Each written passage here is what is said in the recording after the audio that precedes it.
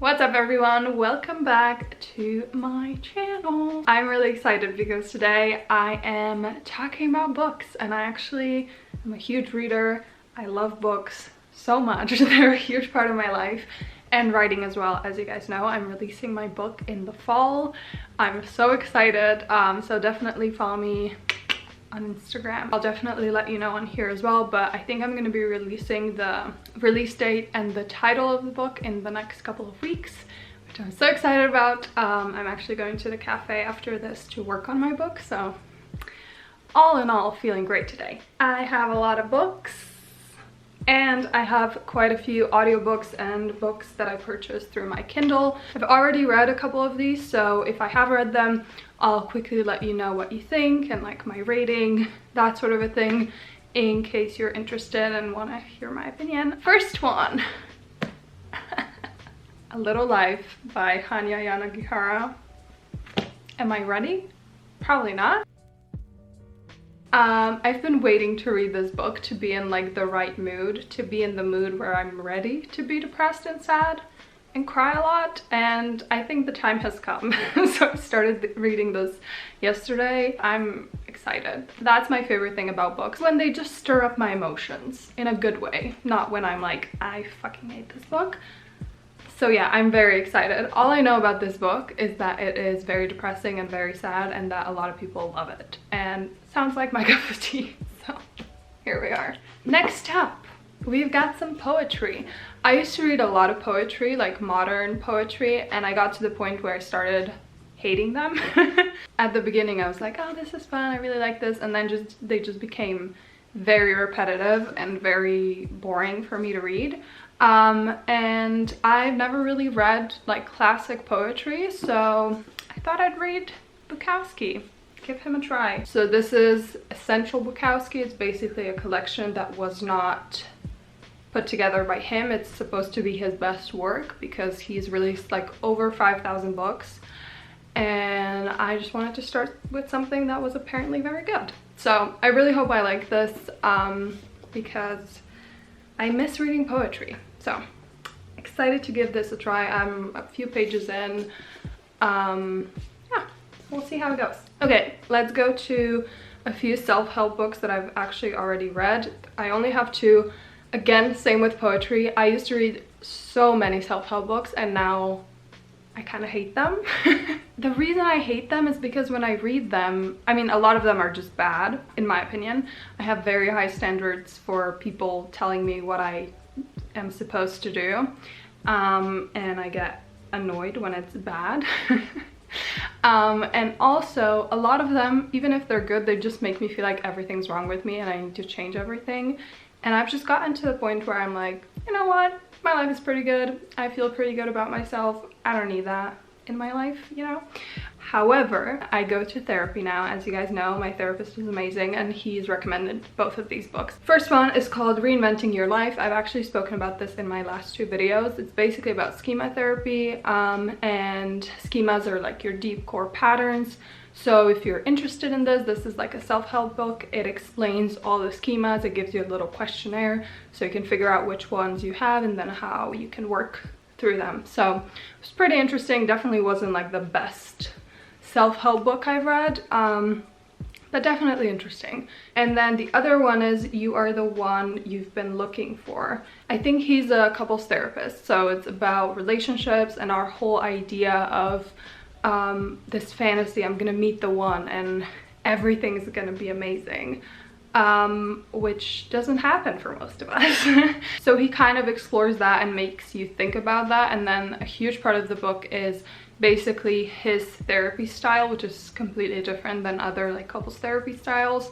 It's about parts. So his whole thing is that we all have different parts of ourselves, like almost like different personalities inside us, and how some of them are protectors, some of them are like vulnerable parts, and how that plays into relationships. Definitely very, very interesting. I've never viewed relationships in this way, really, so I definitely recommend, especially if you're in a relationship and you're interested in bettering your relationship. It got a little bit repetitive, but I got a lot out of it. The last one on my Kindle is The Little Prince. I've never read The Little Prince. This was my first time, and it was definitely very, very like wholesome and cute, and like the type of book that I'm definitely gonna read a few more times, and possibly to my children if I ever have them, who knows. I read Sally Rooney. I actually read both of her books, so Normal People and Conversations with Friends, which my friend now has.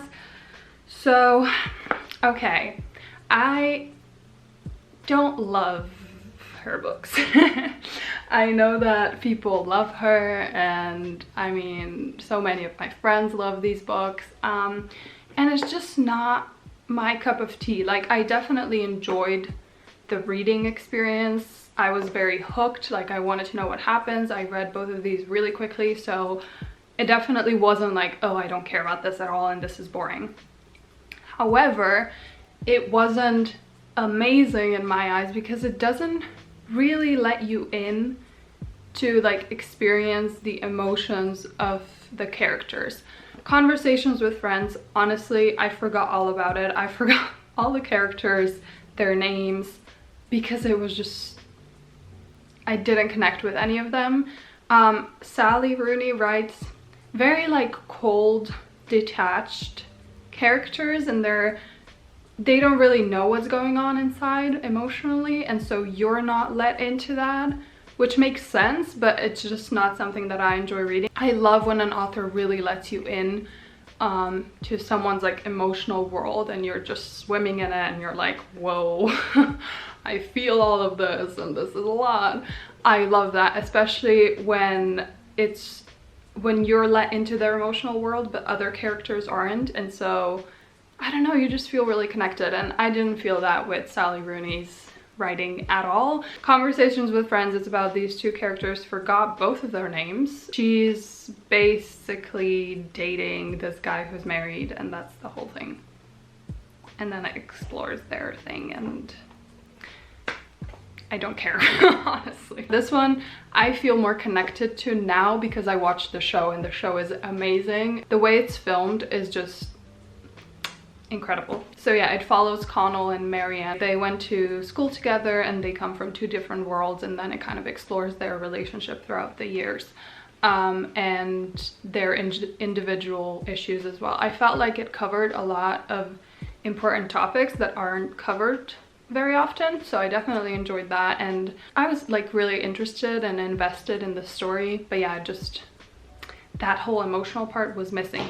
Next, I have two books that are in Slovene that I need to read.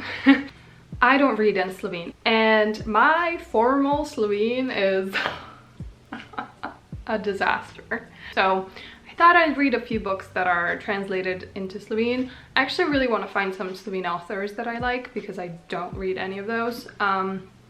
Anyway, I got this one, The Year of the Hog, Zajčje leto in Slovene, by Arto Pasilina, and my dad loves this author, and I've never read any of his stuff, and my dad and I have pretty similar taste in stuff, so I feel like I might like this, and I hope I do. I don't know anything about this book, genuinely no idea. I know that his books are usually pretty weird, and my dad finds them really funny, so I'm excited. We'll see. The End of Loneliness by Benedict Welsh. I don't know. Again, don't really know anything about it. In Slovene, like the way it's translated is, it says about the end of sadness, and that speaks to me. So I was like, this looks fun. So here we are. Then we've got I Know Why the Caged Bird Sings by Maya Angelou. This is obviously like a classic, a modern classic. So yeah, this is an autobiography, and she's basically growing up in a southern town while slavery is still just booming. She's African American, so it kind of talks about that. I already kind of started reading it, but then I found another book, and I have a problem. I read like a few books at once, and it's not the best quality to have. Haven't really read many autobiographies by Black authors at all, so I thought this one was appropriate because she grew up in a pretty terrible time. Oh, my favorite. Okay, so I think I found my favorite author. I've never had a favorite author. Yeah, it's never happened until now. So I read Call Me By Your Name, I know, very late to the train, and then I also watched the movie very late, I'm aware. I also listened to it on Audible, and wow, what an experience, let me tell you. This was amazing. Andreas, honestly, my favorite writer. His way of writing and what like normal people and conversations with friends lacks, he like full on delivers. Like, you really get to experience the emotional world of the character, and I love it so much. Oh, I don't have words apart from all the good words in the world. It was so good. So yeah, then I got Find Me, which is, I guess, a sequel. I don't even know, I haven't read this yet. But yeah, I'm excited. Anything to do with Call Me By Your Name, I'll devour. But then I also got Enigma Variations, which I actually read the whole thing yesterday. I don't have words. It's so good. Like, this book basically follows, did I forget his name? Jesus Christ. I'm so bad with names, like even in person. I forget names right away, and faces, which is not a good quality to have, but anyway. Our main character is bisexual. It has pretty like similar themes to Call Me By Your Name, and it basically follows the great loves of his life. So there's a few of them. One is like kind of like an affair. He's just read it. Honestly, it's so good. The way Andreas writes about love and all things related to love, even if it's like lust or a fling or whatever, what goes on inside of you, in your mind, your emotions when you meet someone and you fall in love or you're attracted to them. It's so true and like raw and real. And then he makes it sound so beautiful. And this book made me feel like it's autumn. I'm in a really like dim lit cafe reading a book, my journal by my side. I'm wearing a sweater. It's a little cozy, it's raining outside, and I just feel good and I'm in love.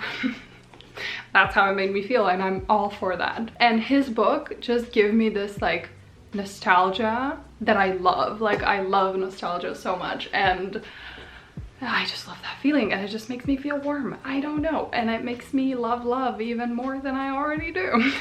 Honestly, today I'm gonna order the rest of his books. Everything he's written, I don't care if the rating is good or not, I'm reading all of them.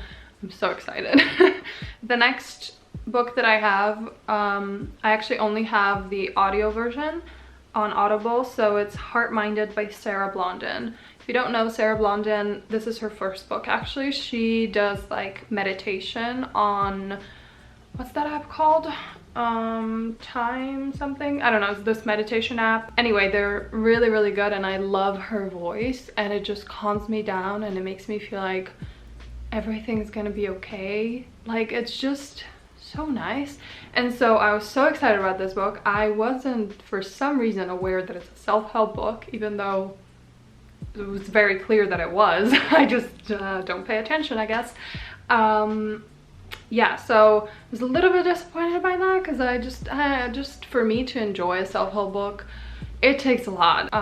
But her voice, and then she throws in these meditations from time to time, living for that. So yeah, I don't know how I feel about it yet. I still have like 6 hours to go. So last book that I have, and then I swear I'm done rambling, is 1Q84. I don't know if that's how you say it.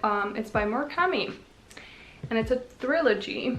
I've never read Murakami before. My friends love him, and by the way they describe him and his writing, it seems like I will love him too, and I'm really hoping that I do. Obviously I'm gonna start with something ginormous and just dive into it.